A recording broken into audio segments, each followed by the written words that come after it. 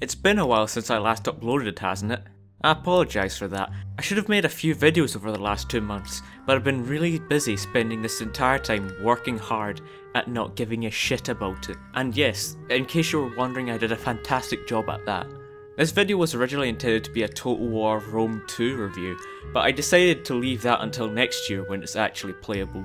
So I really have nothing to talk about. When writing these reviews, I do either one of two things. I'll either talk negatively about an obviously terrible game while stating the obvious over and over in a sarcastic way, which somehow makes it funny.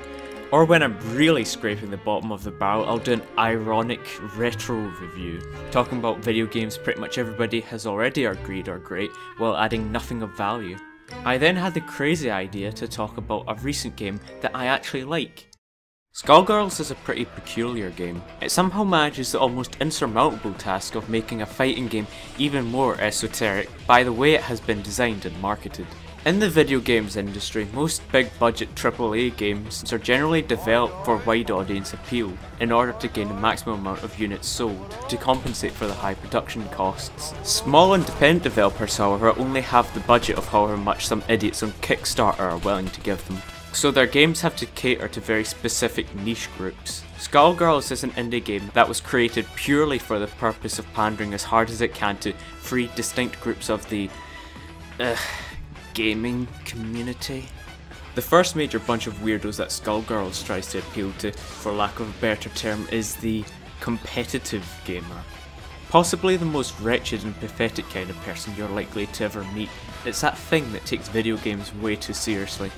When playing against it, it will likely brag every time it wins, and will complain and possibly cry if it loses. It is 100% guaranteed to pick Fox in Super Smash Bros. Melee, and will moan incessantly about how Super Smash Bros. Brawl ruined the franchise, and are highly likely to use terms like RNG, APM, metagame, and esports as if they have any fucking idea what they're talking about.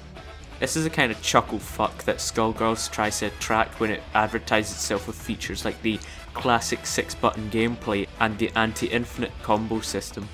In creating a game that appeals to such a small group of basement dwellers, the Skullgirls developers had unintentionally shot themselves in the foot.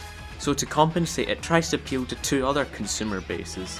Advertising fighting games by sex appeal isn't exactly a new thing in fighting games, and for examples of this you can look up any fighting game ever. But by promoting itself based around female protagonists, then hypersexualizing and fetishizing them, it hopes to entice the sexually frustrated teen and neckbeards to play the game one-handed.